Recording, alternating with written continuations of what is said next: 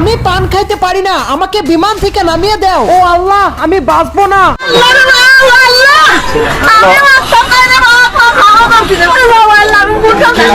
এবার বিমানৰ ভিতৰত এগৰাকী মহিলাৰ তাণ্ডৱ দেখিবলৈ পোৱা গৈছে।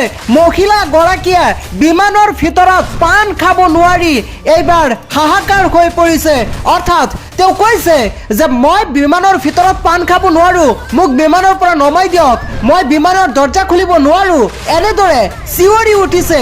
আৰু এইবাৰ সামাজিক মাধ্যমত অতিকৈ ভাইৰেল হৈ পৰিছে এই ভিডিঅ'টি, য'ত দেখিবলৈ পোৱা গৈছে মহিলাগৰাকীক তেওঁৰ পৰিয়ালৰ লোকে বহু বুজনি দিছে, কিন্তু মহিলাগৰাকীয়ে বুজা নাই। সেই সময়তে মহিলাগৰাকীয়ে আৰু তীব্ৰভাৱে কৈছে যে মই পান খাব নোৱাৰো, মোক বিমানৰ পৰা নমাই দিয়া, মই এই বিমানেৰে নাযাওঁ। আৰু বিমান চলন্ত অৱস্থাত মাজ আকাশত এনেদৰে বিমানৰ ভিতৰত চিঞৰি উঠিল বৃদ্ধ মহিলাগৰাকী।